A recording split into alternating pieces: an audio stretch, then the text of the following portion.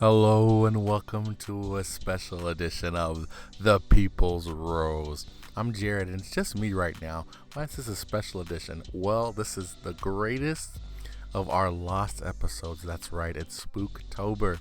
And we had a couple of episodes that have been recorded that we commented on the shows we were watching at the time of the recording, but due to our busy lives, we've been unable to get edited and released. So we are bringing you the greatest hits from these lost episodes. That just like Spooktober, these episodes have not died and are coming back out. At least I say greatest, the best parts of these episodes from these segments where we're talking about our shows. We're gonna compile them all. Look at these episodes into one just big episode. And it's just going to be clips from these episodes. Again, we probably don't. It's in the past now, so we're not going to release it all. But if you, however, are just really entertained by a clip, or really just want to hear more about from a segment that we did on an episode that is not not included, well, then please go to our YouTube where we have got these segments up in full, and you can watch the full segments on our favorite shows we were watching, from The Bachelorette to The Circle to Love is Blind. I don't know if Love is Blind is on here, but anyways, lost episodes. Let's get to it. We'll start right now. So, okay, let's get into it. We're gonna start with Big Brother. Is that how boring Sorry, the week was? no, I'm sorry. I'm struggling. It's Okay. later than we normally. I'm Not sorry. much later. I need to. I'll pep We would up. be podcasting at this time. Okay, so we had another week of Big Brother 26. Surprise, surprise, people. Tucker's out of the house, and guess what? It's still entertaining. We still had some drama happening, and it all played out in a very big brotherly way. Yeah. This was the week of the Chelsea HOH, and thus the week of navigating her romantic feelings, whether she's willing to admit it or not. Navigating her wanting to play the middle and not upset the two power sides, or not power, but the two sides of the house. She's definitely playing the middle, and Yeah. I think it's gonna catch up to her. Well, yeah. If she doesn't keep winning, but she wins, so it might be okay. And she's playing the middle and doesn't really have anyone on her side. Yeah, that's true. Well, So- Cam. Yeah, but you're right. Yeah, you're right. But I can't tell. Mackenzie was really like riding her coattails this week, and I can't tell if she. Well, no, I actually think it was simply because she was HOH. Yeah. Because in one of the diary rooms, she was like, "I'm trying to work with Chelsea this week," and I'm like, "Girl." Yeah, they do that thing where it's like, oh, well, she's HOH, so we got to respect her decisions. And I get, like, you have to navigate around them because she's going to be choosing who gets nominated, but Yeah. you don't have to respect their decisions. Just play what's best for your game. But I think that's the only reason Chelsea and Mackenzie found themselves so closely in line this week, because she won veto and Chelsea was HOH. Right. Which also led to Mackenzie and Cam confronting Chelsea about Leah, saying that Chelsea gets upset every time her and Cam are like cuddling, doing the head scratch thing. Yeah. Leah, and Chelsea did not just say, "Yeah, it is annoying." She said, "Me? No. What? She's like, did I Me? say something? I might have said just like, oh, we just need to make sure we're not, we don't want people to think we're working again. But that doesn't sound like me. And it's just like, it was embarrassing for her a little poor bit. Girl. So yeah, Chelsea's HOH. She didn't want to be HOH. She was trying to throw, but was. This has been the dumbest season. I think these people are just dumb a little bit. They're not playing the game in a very smart way. I'll definitely say that. Yeah, okay, let's put it that way. She found her way into becoming the HOH mistakenly. It really wasn't the best because she had to kind of put her cards on the table. Yeah. Or do like she did, was kind of try to way to stay the middle and not upset too many people. She, like I said, she had immediately had those talks with Cam about, I don't think I could trust. I think you like Leigh and Mackenzie more. Which that's crazy. I'm not surprised that Cam then went and confronted her later, Not, and I say confront. It really wasn't like a confront. It was kind of just like, are you getting upset about this or not? But she was like, come on, Cam. I know that you would choose Mackenzie or Leah over me. Y'all are getting super close. And he was like, bro, I have been working with you since day one. That is like what, and I've given you no reason to not trust me. Yeah. Yeah, they she had to she was I really don't even really want to talk about this. It's just so I just feel so embarrassed for her. But it was just I think she was allowing her romantic feelings to dictate how she was playing. Yeah. Now, I guess if the move was to get Cam closer to her, it did work in the sense that he felt, he kind of solidified her. She was solidify things with her. She was the HOH. Had to keep that thing going. So, you know, all in all, that was a big motivating factor. She wanted to nominate Leah. She weighed that over because she thought she couldn't trust her. But then she decided to go at the beginning the easy route with Chemo, who was already he's Mr. Pond this season. And then Angela, who is enemy Mrs. Pond. Yeah, Mr. and Mrs. Pond. Actually, she's not even a pawn. She's just I don't even know. She's always easy a target. Yeah. So that's what she puts up. And then we get the legendary veto comp. Otev. Where they climb it up. They have to bring back the answer to Otev. Mm-hmm. And this was, I don't know about time wise, but round wise, the shortest Otev ever. The shortest Otev ever, because every single person brought back the wrong answer besides Mackenzie. Right. That is insane. Yeah, the question, admittedly, the question, I guess, if you were just not paying attention, was, or if you would just watch the episode once a week, and it was a couple weeks ago, I could see how we might have forgotten who was the male that didn't get to participate in the first comp. And Tucker was eliminated round one, which was a very short round, but it was still part of the game. But everyone took that as him not playing when in actuality it was Cedric. Yeah. Who was really truly just not even playing. He was on the, what did they call it? I forgot. I don't know. Yeah. Yeah, and so but even Chelsea was with him right. in that, and even she didn't think to do that it was him. Right. And so T-Core was sitting on the sideline. She noticed. She was, gobsmacked they didn't, but Chelsea was the only one to get it. Which brings me to something people had pointed out. Like, that's all you do in the Big Brother house is think about Big Brother. Yeah. And the real players who are trying to win are studying. They do segments so that you see on the live feeds, counting the days. This is what happened. This is who won this comp. Right. You know what I mean? When it's for $750,000, and all you have is time to think about it. Right. You would think someone would be studying.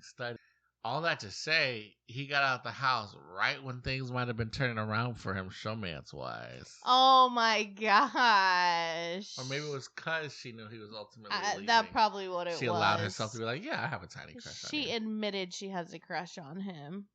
But it's not gonna... Something might happen if she goes to the jury house. I could definitely see something happen in the jury house. He admitted that he did not have a lot of relationship experience. Yeah. And that was obvious in just how he was acting. Yeah. He's a little smitten puppy, and I don't see... I think the powers that be, and maybe even he himself were, again, I think I've said this already, hoping for an America... Corey situation, kind of an okay looking girl, a good looking girl, nerdy guy. Mm-hmm. She's kind of, way more, how do you say?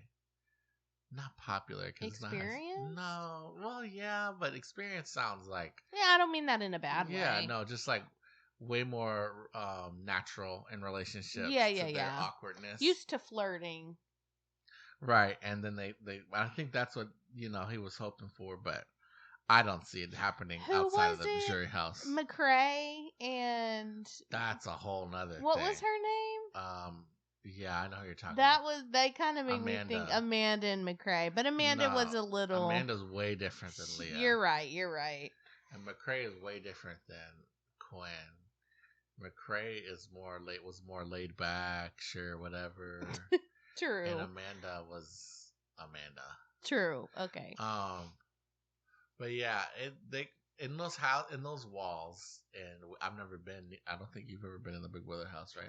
No. But they describe it as it's like you end up in relationships maybe that wouldn't have bloomed on the outside. Sure. Back when I used to work for a retail store, and that we used to call it, we would call it like the red wall syndrome in Target.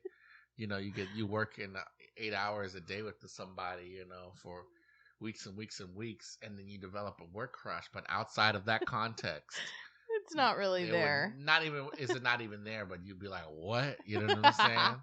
Yeah. And so me and my coworkers used to joke about that. I imagine it's something like that in the Big Brother house. But sometimes it works out. Right. They won't with this one though. She said she's in the Chubby Guys. She's in Miami. She's from Miami, so I imagine she's, they're like a lot more fashionable out there. Oh, Quinn's pretty fashionable in his own way. But in Miami way. Yeah. I think Buena Vista Cafe, not. No, yeah, I know. Not what was the name of that? Tea and Victory. Quinn's Tea and Victory. True. She's looking for Leah's Buena Vista. Yeah. So little Houston hangout spots for you. Jerry O'Connell had to step in for Julie Chen. Never before happened. In how many years? 24 years. Julie Chen has showed up, done her job, and hosted Big Brother. 24 years, 24 seasons. I can't remember which one exactly, but and she announced that she had COVID. They just said she was sick. And she couldn't make it. Yeah. She had hosted the show even when she was pregnant before. Yeah. But now she just couldn't get it done, and it's good that she's resting up. You want her to be, but that's a record that I don't know if that's a record, but it feels like a record. Yeah, that's pretty cool. I think Jerry did okay. I think people don't like Julie Chen. What? No, you should go on Twitter and see what people say. Probably not, but I think it has to do with some of her opinions. I know. And her husband was not a good dude, and I guess they wanted her to divorce him, which is, just stand against him, I guess. Right, denounce him, but to actively support him more. I don't think people really like that. Yeah. For their own reasons. That's I'm not true. here to litigate that. I'm just saying that people were kind of like, okay, do you remember when Chris Harrison took over, when Jesse took over? And that was when I think I realized, because I was like, oh, it's not going to be the same without Chris Harrison. Mm-hmm. And then it's Jesse, right? Mm-hmm. Jesse took over, and it was like, oh. Yeah. Okay. It's the same, if not better. But I'm not seeing that here. Right. I think some people are trying to push that agenda, yeah, but I was like, no. If anything, I was like, this just makes me want Julie Chen back. Yeah, like that, he did not do anywhere near as good as Julie does. And it's not and I get it, Julie is not the greatest TV host of all time, but she's Big Brother, you know But what I mean? that's her thing, is Big Brother, and so she has it down to a, perfection. And with her out, who are some of the people that you would have liked to see host in her place? Oh, Rihanna. Rihanna? Because Rihanna's a fan. Yeah, she's a fan of the show. Wow, good call. She would be good. She would be funny. She would be her fun. Interview, I would want her to definitely conduct the interview. Yeah. Of the evicted house guests. I think Arissa Cox from Big Brother Canada. Oh yes. I don't know. She probably doesn't live in LA, but if she did, she would have slid in perfectly. Yeah, I feel like that would have been great. If not, brought a bigger, more energy. People were saying Jeff Probst from Survivor. No, he's got to stick to Survivor. Yeah. What about the Big Brother? I mean, not the Amazing Race. What's his name? Oh, Phil. No, Phil Keegan. Yeah. Yeah. He would have been good. No, I don't think he would have been good. I think I'm just thinking those names because they're CBS. Yeah, people. yeah. But if we were to expand outside the bounds of CBS, which CBS would never do, they could have got like a late night TV show host, but they were probably, they don't, they film in the daytime. They're off in the evenings, even though the shows air in the evenings. Mm-hmm. Except for the people, I guess, that are live, like Jimmy Kimmel. But I think any of the late night hosts, Stephen Colbert, Jimmy Kimmel, could have come in and done a good job. How would you have done? As the host? Yeah. Great. Okay, give me your 30-second audition to be the. No, okay, wait. You're putting me on the okay, spot. the show is coming. I'm No, your but no. I'm your production You assistant. have to admit when. Oh, I'm back to you have to admit. Yeah. Remember when we did that teleprompter thing on TikTok and I was killing You it, did okay. and you were doing not good. You did okay. No, I was killing it. I think we both did about the same. No, Jared. I think you got a little revisionist. Even in that moment, you were like, "Oh, you're pretty good at this." I think you got a little revisionist history, but I'll let you have this. No. Okay, well let's prove it right now. We're recording. We're on. If you want to see this, I don't have it's a on script. our YouTube. It's on TikTok. Okay, I'm your production assistant. Right, you're right. The teleprompter just broke. Okay, but we need you to step in. No, No, that's not what would happen. We're in a commercial break right now. The show is going to start. They're wrapping up Ghost right now, and I'm getting word that they can't. Okay. We're gonna go this first segment without makeup. We're gonna need you to go to the makeup booth. You're doing too much. Okay, ready? And you're live. In 5, 4. Hello, house guests. Hi, Brooke. You look so exquisite tonight. You have to at least do the house guest part. Oh my gosh, not this. Okay, that was good. That was good.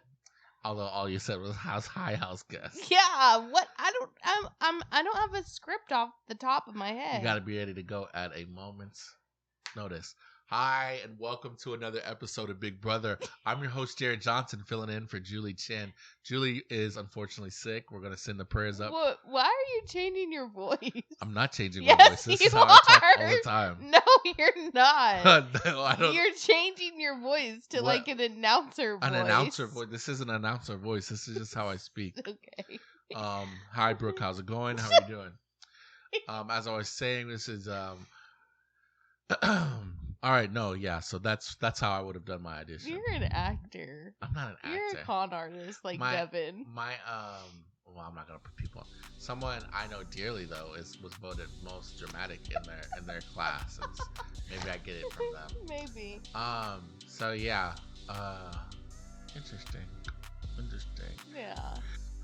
The return of the greatest yet to be awarded podcast segment in the world. It's of course, I'm of course referring to Brooke's Buzz. Welcome back. It has been a while since we've gotten the buzz. Brooke's Buzz is kind of a cool segment that we do where Brooke talks about shows that she watches that I don't really watch. Or just gossip in the reality TV world. Yeah. And so I'm interested, Brooke. What's the buzz this week? All right. So I have watched 2 very popular, one reality show and 1 documentary out currently. So let's first talk about Secret Lives of Mormon Moms. Okay. Or Mormon Wives? Secret Lives of Mormon Wives. Yes. Okay. So this show follows a group of Mormon moms from Utah who have gotten together and created a little group called Mom Talk. Yeah. They call themselves. Yeah. So they post TikToks of themselves. Gotcha. And I'm going to be honest, that is not the side of TikTok that I'm on. I really avoid the influencers and sometimes I'll do the mom stuff, but not really. Yeah, from what I hear, you're on mostly the trauma dumping side of TikTok, where someone pushes the TikTok upload limits, where they just discuss the horrors of their life. That does happen a lot, yes. Or sometimes on funny stuff, or cute kids doing cute stuff, or sentimental stuff. Okay. Anyway, so I'm why am I even watching this if I'm not even... And as soon as I started it, I was like, yeah, this is why I'm not on that side. Right. Because it just feels very fake and very coming from a privileged perspective. Right. I don't know. So that's tough. You like your stars out the mud. Yeah.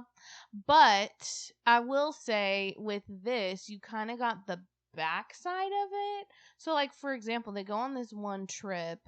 They go on this one trip together, and they're like fighting with each other this whole trip. Yeah. And they also, amongst that, are like shooting TikToks together and posting the TikToks. Yeah. So you don't really see the like fighting and the drama, but because we have the show now, we see it. So that I kind of like, right? Because that is another side I'm on, is the drama talk. So how long ago was it filmed? Like, let's say, I think like a year. Actually, no. I think the pilot was filmed like maybe a year ago, and then they took a break, and then they came back, and I think it was like I guess it was like a year, because it was like last winter, so like January, February. Yeah. I guess not quite a year, but I think they took a break because kind of the star of the show, Taylor Paul. Okay. She just was really going through it. She had. Okay, this is the part that you were like, "There's no way." Yeah. Because the kind of all this drama came out because Taylor, who was like the quote leader creator of Mom Talk, she came out on a video and said, okay, we're all swingers and things went too far and I cheated on my husband, so we're getting a divorce. Okay. And so basically all the other girls, nobody else. Well, okay, remember I told you that happened and you were like, there's literally no way. Right.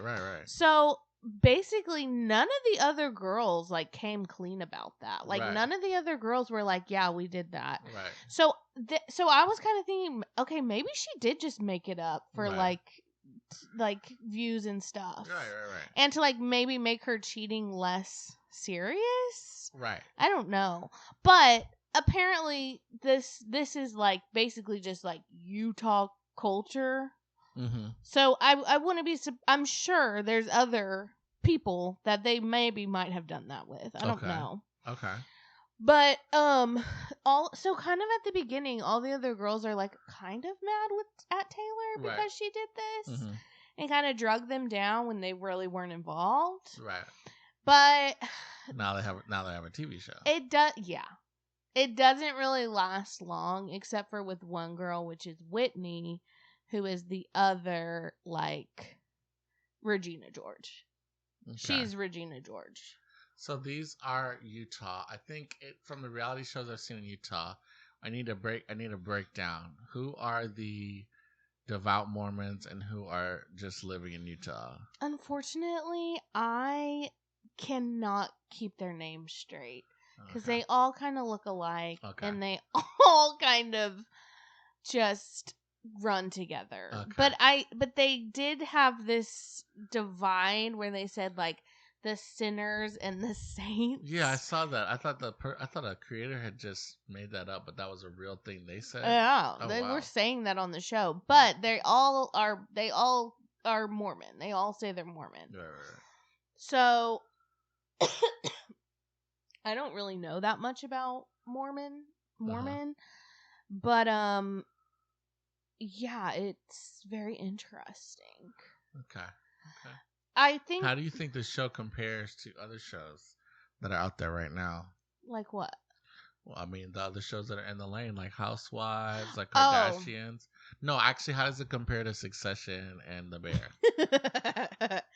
So, I think it's pretty comparable, but people were comparing it to the Housewives and saying, like, this is the new Housewives, like, we need to get the young people on the Housewives, and I do kind of see where they're coming from, but to me, it's just a different show. We're talking about young moms who are influencers. Right. And that lifestyle. And when it comes to Housewives, they're not yes, they might become influencers, but they don't start as influencers. And so I think that's what makes it interesting to me. I see. Because I'm seeing their lives and how. And it's a little more normal in the sense that they weren't always performing. Yeah. Yeah, I think so. So, yeah, it's just different to me. Okay. Do you like, what do you like more? Secret House of Mormon Litters or whatever it's called? I don't know why I said it like that. Or Utah Housewives, Salt Lake City Housewives. Oh, Salt Lake City. Salt Lake City Housewives. I remember I watched that first season of Real Housewives of Salt Lake City with you, and that was like almost as good as, well, I think I've only really seen 3 or 4 seasons. Yeah. But there was an Atlanta season I really liked that I ended up watching with you. Yeah. And it was the season with the Portia Candy drama. But that first season of Salt Lake City almost made me a Housewives fan. Yeah. Because of just how crazy it was. Yeah. And I haven't seen anything from I'll just say it, like the homogenous TikTok mom talk. I haven't seen anything that's really grabbed me. Even with Hulu running those, we're all swingers, you should find out. Yeah. I was like, okay, do y'all think? Nothing was really grabbed me from the promotional stuff to make me want to watch. Yeah. That's really not even like that big. I don't know. That wasn't even that big of a storyline, I guess I'll say. Yeah. Now, I did hear, and I did not confirm. I tried to look it up, but I think I got distracted. So one of the Mom Talk girls, she's like 20-something, and her husband is like 46. And I heard that her husband is the ex-husband of one of the Salt Lake City housewives. But I don't know if that... I need to look it up. Yeah. Well... Hulu it's cool to see them expanding. I feel like every network is really pushing reality TV. And I think it's obvious why. It's cheaper than scripted shows. You can make them, I think, quicker. And the audience is so built in. I mean, we have a podcast around reality. Yeah, I mean, people like it. So, and then it goes viral. The drama extends beyond the show. What are those? So it's like free promo for your show because people want to okay, I got to watch this. Very true. So many TikToks about it. Yeah. And I heard Brooke talk about it on the People's Rose. So now I got to check it out. That's what's happening with Mom Talk, too. And apparently there's 2 girls who were like really big in it that did not want to do the show. And so now there's drama about like why they didn't want to do the show. And Taylor is saying it's because they refused to film with her because of the swinging scandal. Which that could be true.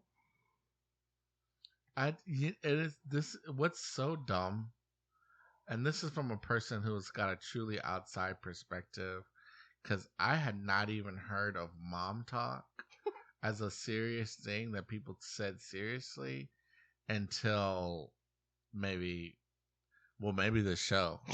I had heard Mom Talk, but I didn't know that it was like a thing. Yeah, like when she said I created Mom Talk, I was like, what? I thought that was just like mom on TikTok. Yeah, just like it's just a hashtag. The and truth the fact is, to say like I created Mom Talk, I'm just gonna get into it. Seems a little desperate to me. For this again, I haven't seen a second of the show, but it's just the idea of a bunch of women in Utah. You know what I mean? I felt like they just wanted a way to classify themselves, which is a great branding idea. You know what I'm saying?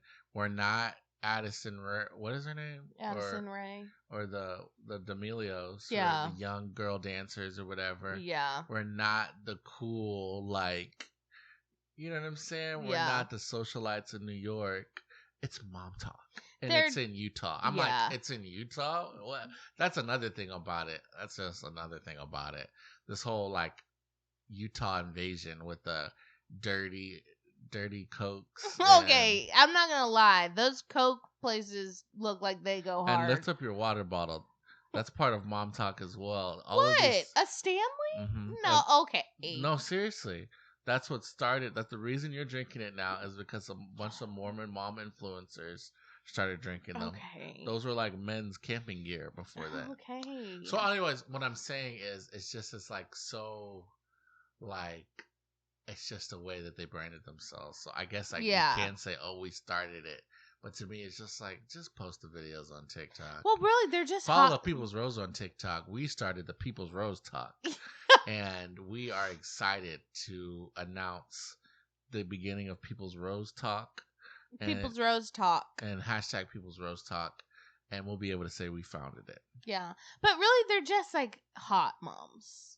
I've seen the pictures. That's I what wouldn't it say is. that. No, that I think it's just their moms their moms from Utah. Okay, Jared. I'm just saying, when I think of a typical, and maybe this is my own bias, but when I think of like a Mormon mom, that's not what I think of. What?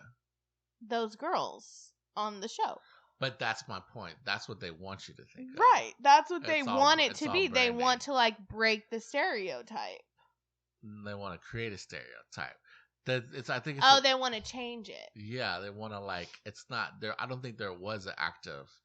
You know what I'm saying? I guess people might think of like the women with their head covered, and I forget the guy's name, 17 Wives. Yeah, I that's think a of relic like of the past. I think of like the Sister Wives. Right. No, I think the Church of Latter-day Saints is trying to. Oh, you have watched a lot of Sister Wives. Mm-hmm. Is trying to market themselves as the cool new. Wait, and it's working. You think the church is? Not. You don't think I actually do know. It's part of the thing. It's part of their evangelism to normalize. This is not this kind of podcast. Yeah, where is this coming from? That's just the truth. Just your research, Yeah, it's just personal the truth. research. Look it up. So they're not like. Well, these people aren't like that, but they're encouraged by everything. You know what I'm saying? To make it seem more palatable and cool and hip. So you don't think the church is like upset by the way that they've portrayed them at all? Maybe by some of the things that they do, but just the fact that when people think of, if you're gonna ask me, do I think the church is upset that people are trying to push the agenda of when you think of a Mormon, you think of a hot white mom? No, that's exactly what they want. There is one mixed girl. Again, one out of 7 women on that show. 8. Let's move on. All right, moving on. Okay, so the next one, a documentary, Chimp Crazy, which you refused to watch with me. Right. But let me set the background for this. Anytime a chimp appears anywhere, a monkey of any kind, Brooke is like, oh my gosh, ew, that's scary. That's creepy. Get that monkey away from me. I'm like, it's just a picture on the screen. No, monkeys are weird and gross and creepy. How could anyone look at a monkey for more than 2 seconds? Okay. Monkeys are they just give me the ick.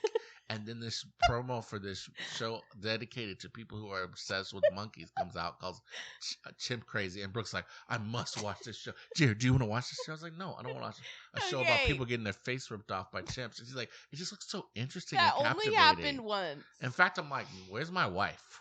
Like, what happened to the lady who dislikes chimps? Okay, I'm not much of an animal person. That I cannot deny. Okay, that's just, it is what it is. But what I am is a person who loves people who are different. Okay, and these people who are in love with the chimps, right? But are different. And I'll let you talk about it. But one of the reasons I'm not, it just it seems kind of, these people have a mental illness and it's a dangerous one. Chimps rip people's faces off. Like they are dangerous. They are dangerous. And people infantilize them. Okay, but let me ask you this. And like give them human traits. Well, that is but true. They're mild animals, and it only ends in danger and violence. The human trait thing, you're right. That is very true, and we'll get into that. But is that why you were more down to watch Tiger King than this? No, Tiger King happened. Well, here's the difference, because it's by the person that made Tiger King. We were all locked up. We were in COVID. We were on this. We were in this weird quarantine high everyone had, right? True. And it was kind of like, yeah, sure, everyone's talking about Tiger King. I'll watch it. But this guy, I don't want to watch a guy who's seeking to exploit people who have that condition. You know what I mean? Like, I don't like this guy. Like, okay, Super Size Me came out, and everyone's like, oh wow, this guy did that, and then he like kept doing it. And you're like, okay, We're not asking you to keep eating a bunch of McDonald's. It was Mm-hmm. It was an oddity that you did once, but don't make it a thing. Mm-hmm. That's how I feel about this guy. It's like, you thought this guy who liked tigers was crazy? There's a lady who likes chimps, and she's crazy. But I don't. And you thought, and there's a guy who likes elephants. There's people crazy. I'm like, okay, dude. Okay, but I don't think it's like that. I think I mean, seriously, he asked the woman, like, why do you want to be a part of this? And she was basically just saying, because I want people to see my perspective on it. Like, right. But you can exploit people willingly. People can consent to their exploitation. That happens all the time. That's actually nothing. That's actually textbook stuff right there. Okay, well, so that's why it just feels icky to me, because the solution is for the best for the chimps is to get them out of here. No. All the time. It's just all the time. It's best for them in a research facility or zoo or wildlife center. You know what I mean? And for the people is to get them medical attention, preferably from a counselor. But they're not. They're not at a place to do that. They don't think they're doing anything wrong. And which is why I think the exact wrong thing is to give them a mic and a TV pack and say they're being documented to go on Netflix or whatever it came on. Because that, I think, reinforces the bad behavior. Oh, okay. So, let's get back to Brooks Buzz. Taking a turn. This is not fun anymore. Let's get back okay. All right. Let's get back to Brooks Buzz. Okay. Well, I have nothing to say now. No, I want to hear it. No, I mean, what can I even say? Say what you want. Well, I don't know what to even say. Okay, why did you like the show? Yeah, it was very interesting. I think that's like a subculture of people who are obsessed with chimps and monkeys and primates. Is that what they're called? Yeah. Yeah. And it's just interesting. And I don't think there were some people who did not want to be in the documentary. Yeah. The main woman who was in it, she was like all about it. She loved. Do you think she was mentally stable? Okay, well, I'm not on the clock right now, so I'm not gonna answer that. Oh, okay. I didn't realize we had to pay you. I'll rent out some time. Yeah. No, I'm just saying, like, okay, so you like the show. But yeah, no, I liked it. I thought it was very interesting. It does come on Netflix. How many episodes is it? It's on HBO. Oh, okay. And I think it's 4. Okay. 4 episodes. Yeah. It's a little docuseries. Yeah, just a little docuseries. I will say, of the place that they were working to get the chimpanzees from, they did all go to a safe place, so that should make you happy. Yeah. And one of them she kidnapped Tonka, who was a known famous chimpanzee who was in lots of movies and stuff. Yeah. And she kidnapped him. Had him hidden for a little bit, but they did find him. Yeah. Thanks to the documentary crew. Good. Because they were like, this is now getting into ethical things, right? Because like we know that you're hiding this chimpanzee in your basement. Right. And we know that that's really not good for him. Yeah. And then she also talked about potentially euthanizing him. Right. Saying that he had like congestive heart failure, and they were like, oh, I don't know, like let's get that double checked. And yeah, so anyway, he did go. They did also talk about the dangers. And how some people have had some serious injuries. Yeah. Because chimps can only be they're only like friendly until 5. And then they become aggressive and dangerous. Yeah. And strong, right? Like they can really tear you apart. And I'm trying to think of what else stood out. Oh, I really think something that the main woman kept saying is like that they do kind of have this like lifelike, like human-like thing about them. Right, but that's a mistake humans make, not the chimp. Yeah. And so that's what I'm saying is I think that's part of why the like obsession comes in, because it's like they're human, but they're not human, and it's almost like this, like they can kind of control them until they can't control them. Well, I think the issue is they have legs and arms and feet. The animal that most looks like us, Right? Yeah. Right. We're both all primates, but like a dog, we think dogs have human emotions Mm-hmm. with the pouting and the, you know what I mean. Those are really just dog emotions. Yeah. And we try we try to like match them up, and we have an understanding, you know what I mean, of what they kind of mean. But in reality, they are just our pets, you know what I mean, that we've like. And so the things that we see in apes and chimps are just so different. I'm sure everyone knows this, but like how if you see most of the time, they say when a chimp is like baring its teeth, they're not smiling. They're actively like, I have sharp teeth and will bite you. That's a display of anger. You see what I'm saying? Yeah. It's little differences and stuff like that. Yeah. So, I don't know. That just, it's like, if you have not seen the movie Nope, you should. It gives a kind of an insight into, and I agree with its opinion on that. And it uses a chimpanzee in that, not just to show the violence that they can exhibit, but just the issue of humans and the wild, Yeah, you might say. Yep. And spectacle. So, okay, well, that's all for that. Is that all we got for Brooks Buzz? That's all we got. Okay, that's all we got for Brooks Buzz. We're gonna continue on. It's really Chelsea's game to lose. Because Chelsea, like, oh, no. Chelsea got in Mackenzie's head. Yes. Because Chelsea was like, clean cut, we're getting Angela out. And Chelsea was like, we have to get Leah out. And I don't know why she was going so hard on Leah, except for the fact that she didn't want the blood on her hands, right? And I can't remember what was her reasoning to Mackenzie, though. Like, why was it so important? Well, just because, like, why wait to get her out now?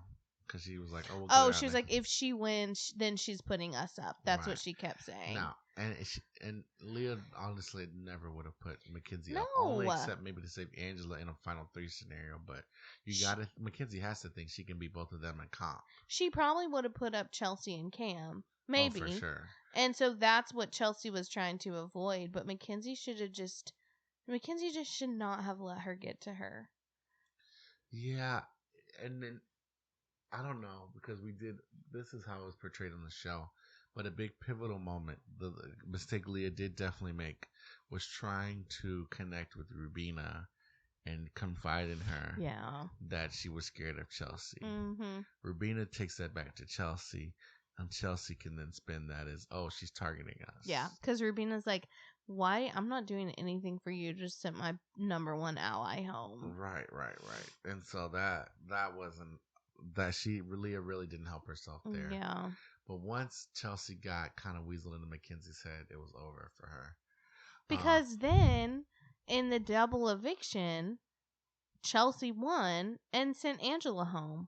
So it just was, like, really annoying, like, which I love Chelsea. I think she's playing a good game. I've been, like, for her from the jump. Literally from the beginning. But it's like, I think I just want her to actually have competition. Yeah. You know what I mean? And I feel like at this point there is none because nobody's doing anything. Yeah, Cam literally can't win a comp. And if Mackenzie just does everything Chelsea wants her to do, then that's... Because now, I feel like I have to say this, because now...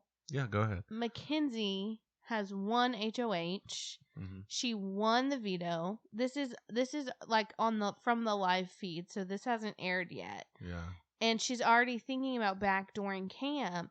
And that, I'm like, don't do that. Because Chelsea needs to step up and show where her true loyalties lie. Exactly. And so so she's going to have to actually make that decision when it comes down to final 3, final 2. Right. Yeah. Yeah, the enthusiasm has not. I don't want to say left. Well, that often happens when we get down to this many people, though. Yeah, because we've had such wow. Looks like I'm wearing sunglasses. We've had such good players at the end that they've set it up to where you kind of already know, unless something crazy happens, they're gonna win, and then it'll almost be disappointing if that happens, because you're like, well, this person just stumbled their way into winning. Yeah. If Chemo or Rubina wins, no one's gonna be like, they're deserving winners. Are you kidding me? Yeah.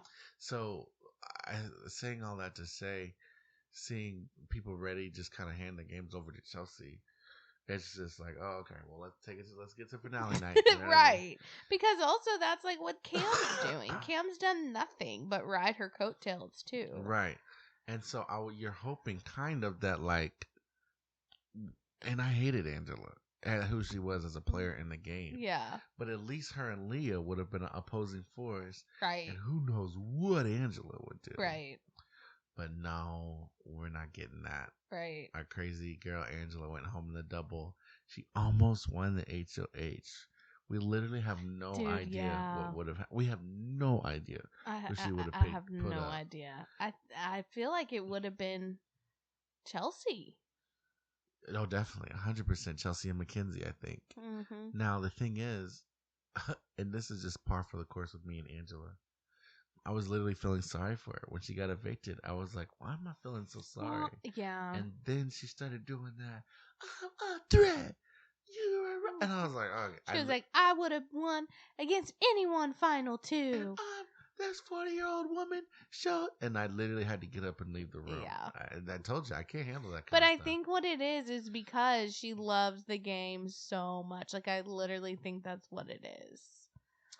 Yeah, you're right. She is such one of the most perplexing contestants to me, especially in how I think about her. But man, I will say, her leaving the game was like the clear moment where it was like, okay, well, let's just see who wins. Let's just get, you know. Yeah.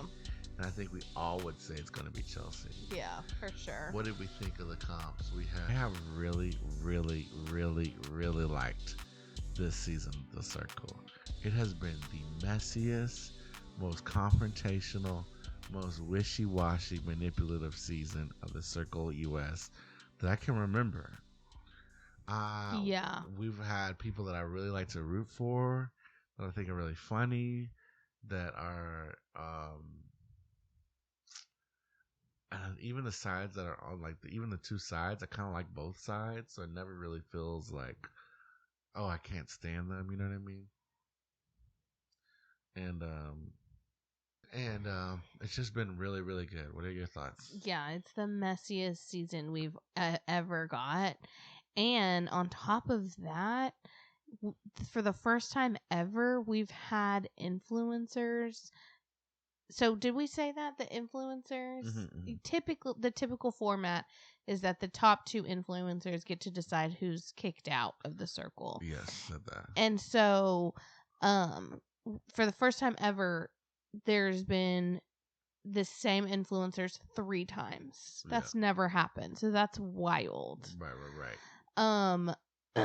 And it's people that one of the guys, Kevin, I don't understand how he keeps coming back. Like, he will be like down. Like, people will be like, get out, Kevin. We don't like Kevin. And then he's an influencer.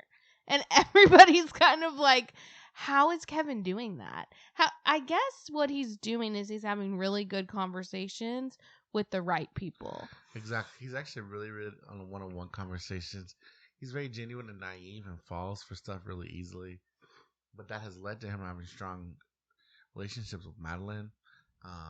He has repeatedly been forced to communicate with Gianna and he developed a strong one there. They could have never, developed a relationship, but they did, you know what I mean? He's really, really good at that. And early on, he sent home his, like, number one. It was like his little circle crush. And so and that kind of came out of like, oh, he's turning on his alliances. Well, everyone got over that quick. And then he started with this new girl alliance. They're not really flirty, but they're in an alliance. and they've pretty much stayed true. But he also got out his other like bro alliance when this guy literally handpicked him to be an influencer, thinking he would have his back, and he got him out. Kevin sent him You're home. talking about Darian. Darian, yes. Disruptive power to choose an influencer of his own, and then that influencer sending him out the house. Yes. One of the most boneheaded moves. Yes. In the circle history of the U.S. Yeah. But I love Darian, but he was not playing a great game. okay, how's your week been, Brooke? Not great. Yeah, we've all been kind of under the Like, weather. This is like 3 weeks of sickness, and I'm very much over it. Yeah, this is almost people. I wonder if people still wonder if we still podcasting, but we've been so sick. I'm probably gonna try to edit as much as I can and get out some lost episodes, some special edition, maybe just some greatest hits from the episodes that didn't make it out the door. Mm-hmm. In the process of that, I'll probably put all the segments up on YouTube. So if there's anything you want to hear us talk about, or you're just dying to hear our thoughts on, that's from a couple episodes ago on the TV shows we've been watching. Check it. I'll be on the lookout for it on YouTube. Those will all go up. They're in our playlist section. I gotta give you credit because the editing takes so much time. Like, Yeah. I don't even realize. And we have lives. Like, Yeah. we have very busy lives. So, respect to you. Shout out to you for the hard work you do with the editing. I appreciate it. It's I actually really enjoy doing it and getting better at it. Like, if you're watching on YouTube or if you're looking at our TikToks, you'll notice, hopefully, the colors and the white balance look much better. I figured that out. It's always just been a setting on the camera that I just couldn't get down right, but it's looking natural. It's looking how it feels in the room. Anyways, Good job, babe. we put a lot of effort into it, and for our very few followers, you're here at the ground floor. You're here at the first year or the second year of it, and when it's 30 years and we get up to 30 followers, you can say you were one of the first. 30 years and 30 followers. Yeah, a follower, subscriber Dream big, year. people. Yeah, Dream we're big. gonna be on top. Anyways, thanks for listening, and we'll get into it. Anything else before we start talking reality TV, Brooke? Nah. Let's start. Okay, this week we watched The Bachelor. We watched, The Golden Bachelorette. Mm-hmm. We watched Big Brother, and we watched the Circle finale, and we watched. Started Love Is Blind. Love Is Blind. So listen, this is a lot, and I am struggling because they put out the first 6 episodes of Love Is Blind, and everybody in the world has already watched all 6 episodes, and they're talking about it online, and I'm like, people, I have other stuff to watch too. Yeah. I can't do all 6. I mean, it came out Wednesday. It's been 3 days. Yep. I'm loving this volume. Just as some inside baseball. We do a mic test, and I'm like, can you talk at your normal level? And Brooke's like, yeah, this is hard. Okay. And then we get that energy when the pod starts. But you're exactly right. 6 episodes in one day was like a landmine on TikTok scrolling. We'd be like, oh gosh. Yeah. So anyways, we watched 3 episodes? 3, yeah. The first 6, and so we'll talk about that. Brooke, what's your overall opinion on Joan? Joan is very sweet. Joan is very much a caretaker for others, and you started to see this week how that was catching up to her, and it was hard for her to be here, and she was kind of questioning, like, can I be fully invested in this when I have, like, so much going on outside of here, and I'm still thinking about my husband that passed, who she was a caretaker for at the end of his life. Yeah. I think it's hard for her to, like, accept somebody else taking care of her. Not necessarily that they would take care of her, but you know what I mean. Like, there's some sense of caring for each other in a relationship. Okay. What do you think about the season so far? I think it's good. I think she has a pretty good batch of guys. I think The guy, it's very sweet, very sentimental, very emotional. It's good. Yeah, I got a text from one of my buds. He also watches. He watches the Bachelor Universe shows through his his girlfriend. And he texted me. They're kind of recovering themselves, and he said, it's he was like, he hit me with like, dude, are you watching the Golden Bachelorette? I'm like, yeah, man. He's like, dude, this is so much better than the normal shows, and we just agreed. It just seems more genuine. Yeah. People are more fully realized. We're getting more Yeah. actual of the love story, and not just the, I don't know what to call it, the fake, fluff. the drama, Yeah. the people who are clearly trying to make a statement to become influencers or something. Yeah, that's very true. These guys don't even know what influencers are, probably. Right. Jordan probably does. He's Yeah, probably he's hip. dated a couple in Chicago. So speaking of the guys, she's got some interesting dudes. We got a wide range of them. We have unrecorded episodes, unreleased episodes. Again, we're sorry, but we've talked about the front runners, which I think at one point seemed to be key, and now Chalk seems to have pulled into into that group leading. Yeah, but they kind of made it look like he's self-evicts next week. That's right. That's right. In the preview for next week's episode, which I think it probably is something similar to like what Joan did last season when she left to be with her daughter. Yeah, I think it's probably something like that. Because he said his mother's sick as well. Oh yeah, he did. So he's in that front running. Joan is really, really nice with everyone, so it's really hard to get maybe the best perspective. I have been noticing she always feels like it feels like she's a little on. You can tell she's being like, you know how when you're at like you're at a work dinner party or a work gathering, and you don't really have any work friends. You have some work acquaintances, and you're doing that. Oh yeah, okay. So where are y'all living? Right. Yeah. Oh yeah, that's a good part of town. Yeah. That kind of performative social mask everyone puts up. Well, and you can tell the people that she has started to feel comfortable with, and that's coming down a little bit. Right. So, hasn't been a guy that she's like, oh yeah, he's not. You know what I mean? Yeah. We're not getting any of that from Joan. Yeah. Which I think comes with being having more life experience and understanding, giving grace to people. But anyways, so I would say, we got a good group of guys. We did hear some stuff about Gil that has been confirmed enough that the producers have put out a statement where they're actively editing him out of the show a little bit. Yeah. Seems, even though he might play a bigger role. So aside from that, we haven't heard much of bad news from the guys. Yeah, but then this week we saw him get a rose on the group date rose. Right, but they can't change the past. I know. So I guess they could have just like not put it in there, but then everybody would have been like, "Wait, what?" Yeah.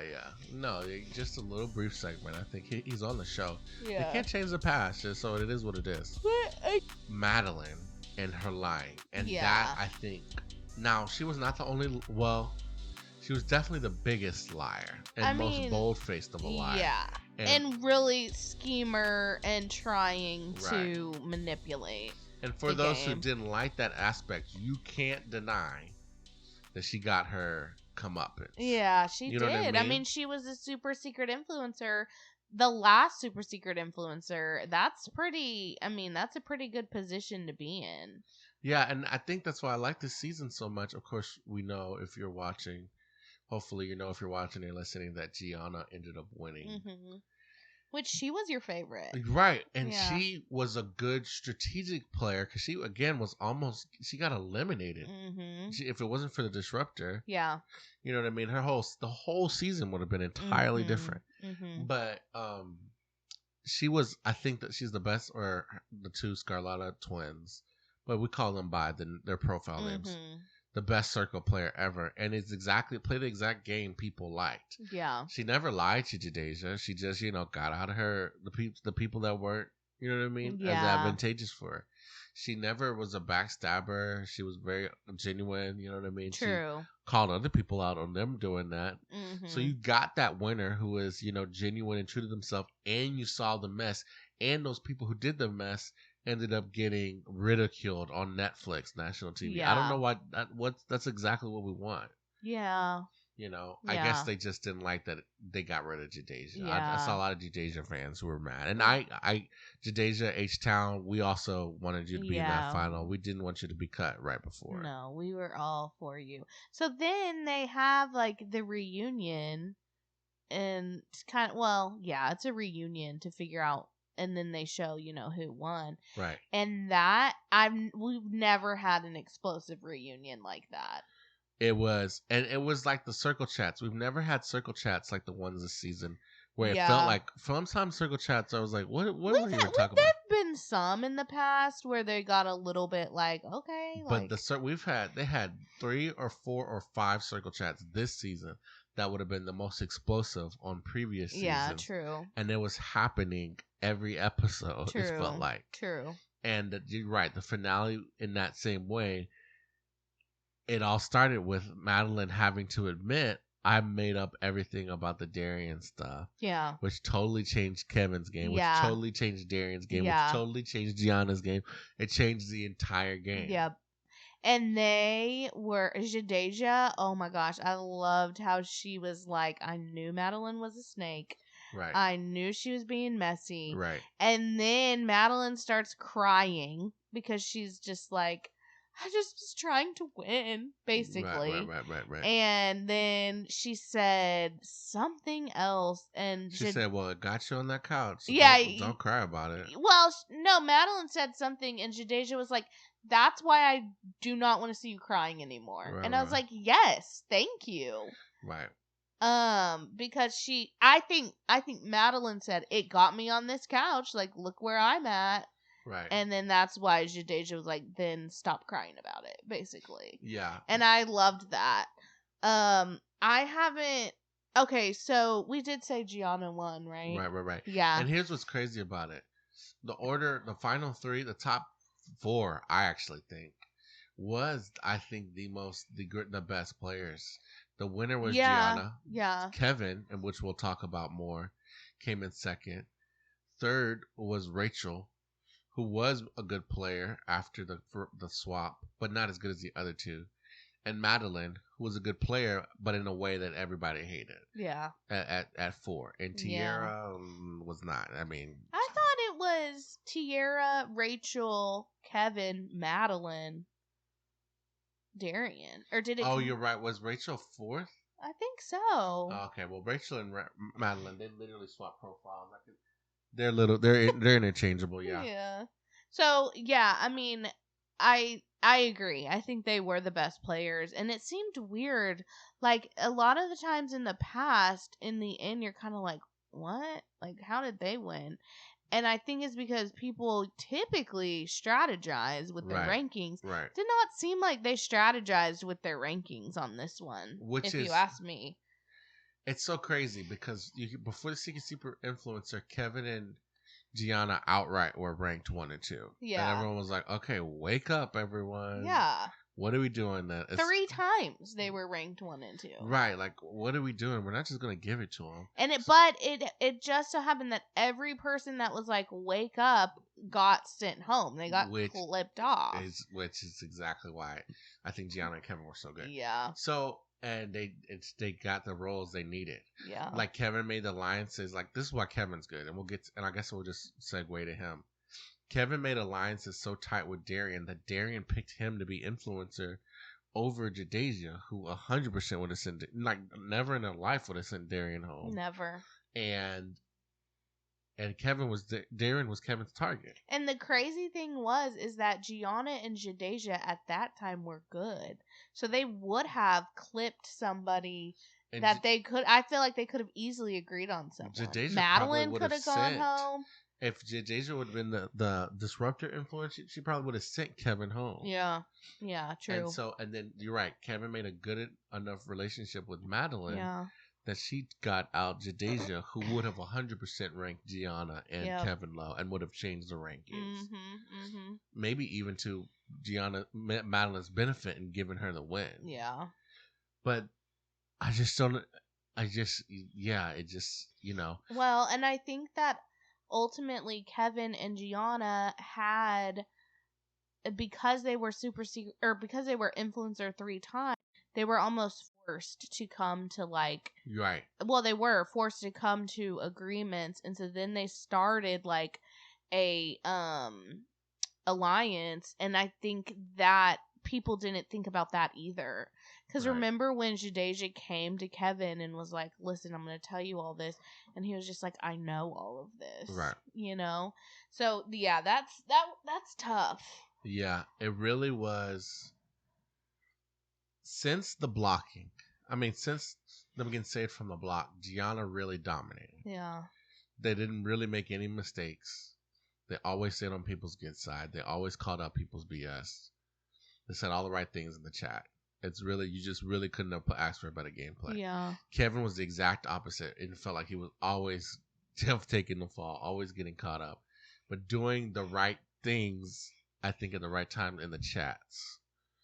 And that's what got him this far. Mm-hmm. We talked about Madeline. I guess the last person, Tiara, their gameplay was. It just was like not it.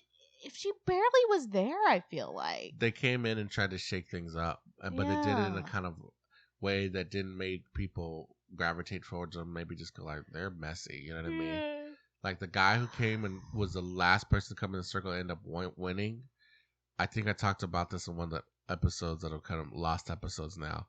Was just like, he came in, was just like, hey guys.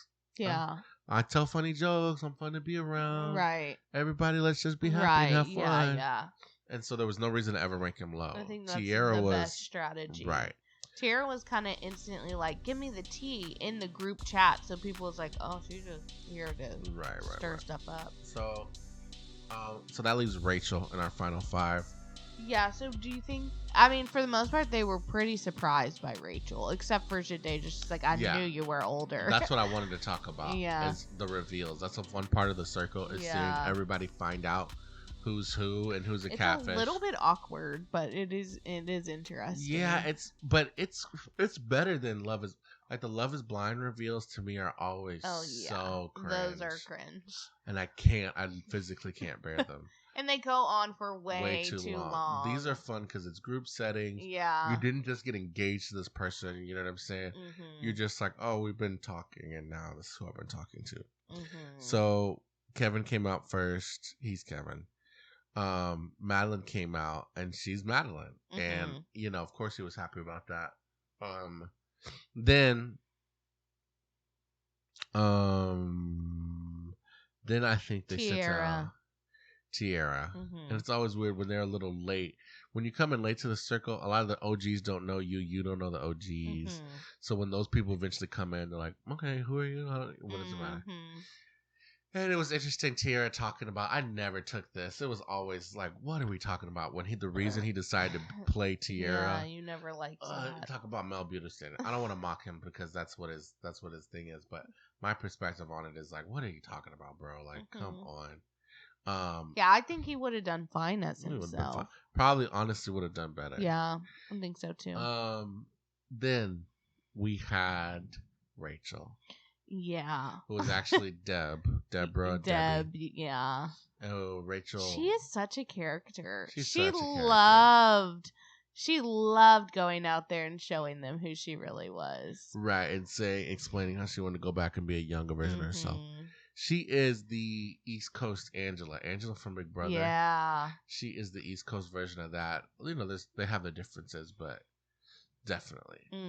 That was a big shock too, I think. I think everyone was surprised. Well, not Jadeja, but most people. Right. I think Gianna knew that she probably was a catfish, but was so sure about the Staten Island thing that it didn't really matter. You know what I mean? Yeah. Then finally, to save the best for last. Yes, with the Gianna revealed to be Gianna's boyfriend in real life, and his twin brother. The Scarlotta, I think is their last name. Twins playing Gianna, and nobody was expecting. Everyone was shocked. Nobody was like, she's a catfish. Yep. This is a real. We're getting played. Yep. They loved it. They played it up. They're like, Gianna. Yeah, Gianna, man. They loved it. And then people were just, huh? Yeah. So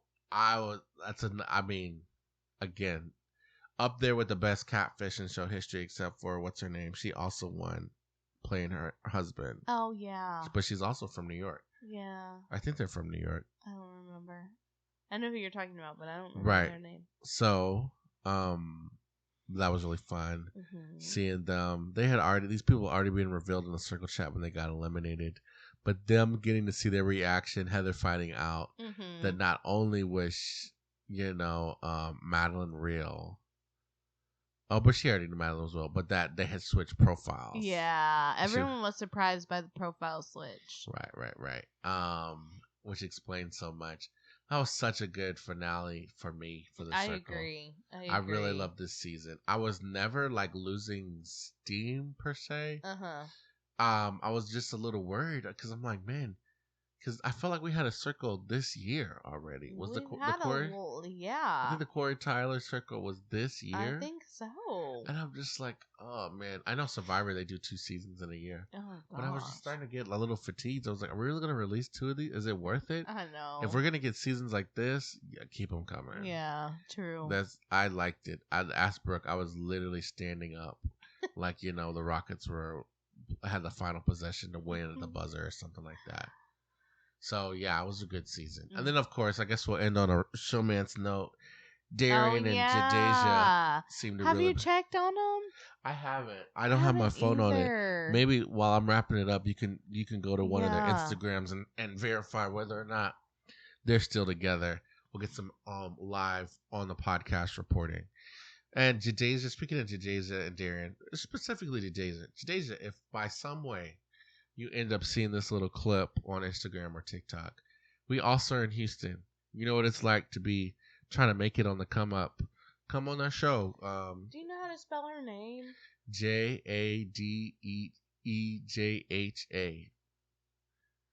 Anyways, I think it's close to that. I could be wrong.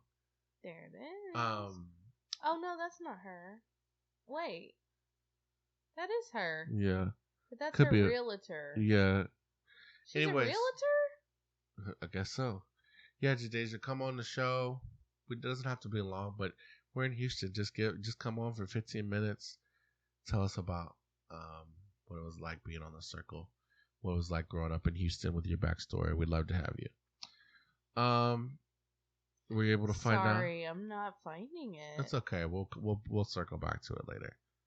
But speaking of the circle, that's our season of the circle. The one thing I will say is I think we found out or we read that this is one of the seasons that was recorded months, if not years ago, in the pandemic, where they just like recorded a bunch of these, and that's fine because the show is in quarantine. You know what I mean? Who cares? Dang, she doesn't have updates about her and Darian.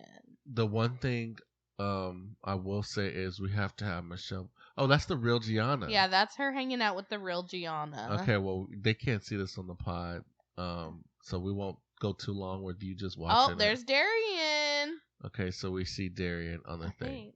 Yeah, that's Darian. So, here's her bestie Garrett is single and ready to mingle. They can't see what we're seeing. I know, I'm just showing you. So that's what I'm saying. We'll talk about it. That's not fun? I don't think that makes good content. So we'll do it later. Maybe. I'll just let you finish. So we're confirmed, but they are hanging out. But the whole cast is hanging out still. So okay. So that's it for the circle. It was a good season. So what do we have for Brooks Buzz this week? So I have been busy with the Real Housewives, and let me just tell you, we are in full swing with Real Housewives of Salt Lake City and Real Housewives of Orange County, and both of them are extremely entertaining. I will say on Salt Lake City, we have a new cast member who is really bringing her weight. Bringing her weight? What's the saying? Holding her weight? I don't remember. But, yeah, she's really great. Her name is I don't know if I'll say really great. I mean, she makes great TV. Her name is Bronwyn. Mary Cosby is back as a full-time housewife. So that's, of course, interesting. And then, yeah, Whitney Wild Rose is looking like she's gonna be possibly the villain this season. So we'll see how that goes. So yeah, that's exciting. And then Real Housewives of Orange County, we recently had 2 hot mic moments. One of them was between Heather and Terry Dubrow. Terry was going to get a nose job, and Heather was there taking care of him, and they started talking about something, and he was like, okay, you're not getting it, like, I'm done with the conversation. And then you hear them, like, you don't see them, but you hear them off, and she's like, do not degrade me on camera. Not on camera, Terry. And he's just kind of like, I can't remember what he says, but that's very typical Heather to just kind of be like, everything's perfect on the outside. Like, let's not show any of the cracks. Heather, what show is this? Which one is this one? Orange County. Okay. Yeah, Heather. Oh, yeah, not Heather on Salt Lake. Yeah, no. I was like, that's not her. No, Heather on Orange County. So that was good. And then, Shannon Beador. So this big storyline about how her ex is now dating Alexis Bellino, who Shannon has history with because Alexis used to be a housewife. Mm-hmm. And also, Alexis' ex-husband sued Shannon and Tamra once upon a time for defamation. And Tamra apparently is over it because her and Alexis are like besties. Mm-hmm. And Shannon is just like, I can't believe he could do that to me. Like, you owe me an apology. And Alexis is kind of like, I had nothing to do with that. But also it's also like, Shannon, come on. Like, obviously you don't like Alexis because she's dating your ex, right? So that's like a big thing. And Shannon is like so down right now. She has nobody. Her daughters have all gone off to college, or one of them's like in Paris, one of them's in New York, one of them's in Texas. So she like truly has no one. She's at rock bottom. Right. And Tamra is just like hammering her and just like pounding her like, you're an alcoholic and you just like not nice, not how you should like treat an alcoholic that you want to get better, Right. So, and that's what Tamara's saying, that like, well, that's the only way she's gonna get better. I know her. She needs tough love. And I'm just like, Tamara, And then Tamara's besties with Alexis right now. And so that's like also confusing to Shannon because she's like, what? Like, you never liked her. You got sued by her ex, and now she's dating my ex, and you're like okay with her? Like, that doesn't make sense. So yeah, so now there's this big story about the reason why Tamara thinks that Shannon is an alcoholic is because Shannon got arrested for a DUI because she was driving drunk and ran into someone's house. Oh gosh. And fled the scene, but it was all on camera. Uh-huh. And so she got arrested and all this stuff. Well, John Jansen, I don't know why I called him Jonathan. John Jansen. Jingleheimer Schmidt said that he sued. Is sued the right word? I guess so. Sued Shannon for $75,000, saying he paid for plastic surgery for her, and so he's saying like he wants the money back. Wow. And Shannon's like, I can't do that. Like, let me give you half. And he's like, no, I want the full thing. Well, apparently he also has some videos from the night of her DUI she has her on video, and this is like this huge storyline that everyone's talking about. Oh, the videos, release the tapes. Right. And Shannon's just like, no. But I'm like, truly, what could be on those tapes that's worse than crashing your car in someone's house? Yeah. Like, come on. Yeah, it could be bad. I mean, I don't know. So, yeah, so they're like in the middle of a battle and a lawsuit, and then Alexis is like, she supports John no matter what he wants to do, and like, and there's this whole thing about how Shannon is like destroying his name. Sorry. And like making him look bad. Yeah. But I don't understand how Shannon's doing that. Like, everyone sees the show. Like, everyone saw how he acted on the show. Right. Like, I don't know. It just doesn't, I don't see her doing that. Yeah. Maybe, she says things like, nobody knows who he truly is. He's a bad guy and da-da-da-da-da. And I'm like, okay. Like, okay. Right. And so I guess Alexis is like, no, I want everyone to know how great he is. And he is a really good guy. And so she's like, not wanting to put him in that light. Yeah. And then John, I guess, is trying to go after Shannon and make her look like the bad guy. But I'm like, bro, like, we've known Shannon Right. for like however many years. Right. Like, this is really sad to say, but are we that surprised she ran into someone's house? Right. Not really. Yikes. I know. So I just like, I don't know. I think they just maybe think that they're a little bit more important than they actually are. Yeah, or like right. their reputations are a little bit more important than they actually are. You know what I mean? Or they have a higher reputation than people they actually do. Yeah. So that's where we're at. I think I'm a week behind because, Love is Blind. And the sickness and the stuff you're going through.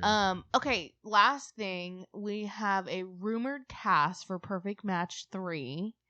The first people that we saw, well, there was a clip of AD from Love is Blind and Ollie from Love is Blind UK out to dinner together. Yeah, but I think that was promo. Well, I was about to say, you were saying, oh no, that's a publicity stunt. That's a publicity stunt. I think it is. It really very well could be, but Yeah. regardless, they were out to dinner together, and it's rumored that they're on the cast together.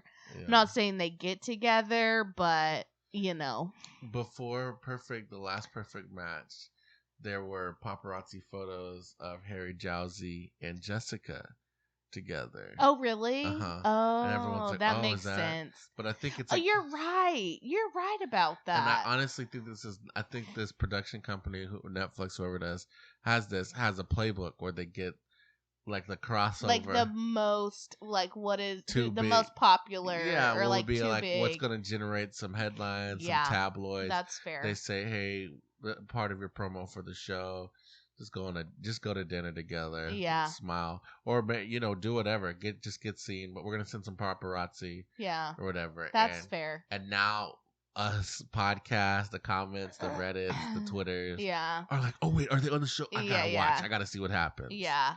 I think it's just next level or modern marketing. I could be dead wrong, and we might be watching their love story unfold, but we'll see.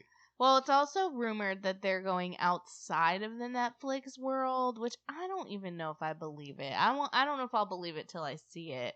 But they're saying some people from Bachelor Nation will be there, like Rachel, the pilot, and why are you smiling like that?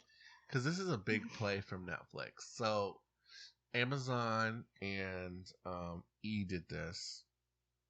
Went outside their extended universes to get people on House of Villains, or I don't know if actually E, but anyways, because those people might already all be with but no, I feel like they were from all over the place, not just E shows. Yeah. You know what I mean? And House of Villains and The GOAT, which actually, should we check? Didn't House of Villains has that season started? I don't know if it started. Okay, but anyways, so. And it's been successful. Those shows have worked. I think people watch them. But not as much as these Netflix shows. Yeah. People really, really watch Love Is Blind. People Yeah, really like true. judging by online interactions and getting the people, because being on network TV is still a little different. Mm-hmm. The people that your grandma might recognize because they watched The Bachelor on the Netflix shows, I think is really big and it's going to increase their popularity. Netflix has such a stranglehold, I think, on a really locked down reality TV slate that this could bring Perfect Match to be the destination place. Yeah. The Bachelor in Paradise was only for Bachelor people, but if they effectively make Bachelor in Paradise for any reality TV dating show, and that's the one to go to because you're gonna run the Bachelor, the best of the Bachelor. You know what I'm saying? Yeah, you're right. This Perfect Match could be their big time all-star show. Yeah, you know what I mean? That's of all the true. shows. So I don't know if that's what's gonna happen. But it's gonna. I'm sure the people who've gone on these shows want it to happen. It'll be another chance for them to go on TV and make money. Right. And that these shows have happened on, VH1. Are You the One? These kind of shows have been on TV. Yeah. But tying it in and being like, this is the place where all of the big ones are gonna go. I think could be what turns the perfect match show from just that show on Netflix to the show that. At the Love Is Blind type levels. Yeah. We'll see. Well, there also was like a girl from Siesta Key, which is an MTV show, but I don't know. I don't know her. But again, what if she is crazy enough that we're like, maybe we should watch Siesta Key? Yeah, exactly. Exactly. And go ahead. Well, no, I just was gonna say, and then the last person that is rumored that I care about is Corey Tyler. QT, my girl. Can you do me a favor? How many followers does Harry Jowsey have on Instagram? We got some more live reporting. Why? Well, I just want to see. I want to see the relative star power compared to Rachel Recchia. Okay. So it's gonna be interesting to see who is the intended cast. You ready? 4.4 million. 4.4 million is big. How many does Rachel Recchia have? That's Pilot Rachel. Yeah. How do you spell her last name? Just type in Rachel and then RECC. Oh, Pilot Rachel. Wow, 638K. Interesting. Oh. But she was on a split Bachelorette season. Yeah. What was the last big? Type in Hannah Brown. This will be. I know Hannah Brown is way bigger, but if Harry Jowsey has more than Hannah Brown, this could be us waking up to a whole new world. 2.7 mil. So how popular is Harry Jowsey? I mean, he's an influencer. Like he was on Too Hot to Handle, but like he's an influencer. He's like actively trying. Yeah, and like these girls, I guess, are too, but I don't know. He just. Oh wow! I didn't realize even Harry Jowsey was that popular. And again, we only know we knew about him, but we only saw him on Perfect Match. I haven't seen him on anything else. Have you? No. But he was also on Dancing with the Stars. True. But so is. Half of Bachelor Nation, right? And they don't turn it. So was Harry Brown. So was Rachel. Not Rachel. Or Gabby was. Was Gabby? Yeah, Gabby was on Dancing with the Stars. Oh. Anyways, let's see how much Gabby has. Gabby probably, I would bet, has more because she is, I think, a little more trying to be. 1 million, exactly 1 million. Anyways, she has a pretty public relationship too, I think. Well, yeah, because her girlfriend is also a kind of internet famous. Yeah. I wouldn't even internet well known. Yeah. Okay, so what else for Brooks Buzz? That's it. That's all, folks. Okay. Well, thank you for listening to Brooks Buzz. This was been a buzz segment. Now. Yeah, that's it for Brooks Buzz. Hey, we're going to go ahead and end the episode here. We have much more to talk about, and we just didn't want this episode to get too long. And thank you for listening. Just watch us you can watch us on YouTube. You can watch us on our clips on TikTok and Instagram. And of course, please follow us on whatever podcast app you're using to listen to our show, and subscribe and leave ratings and comments. However, just, whatever your opinion is of us, believe it or not, are open to hearing it. I don't even know if that's true. But no, we need your support. We appreciate you guys for listening in. Keep it locked in for the People's Rose. Brooke, you got anything else? Nah. All right, y'all. See y'all when we see ya. Bye.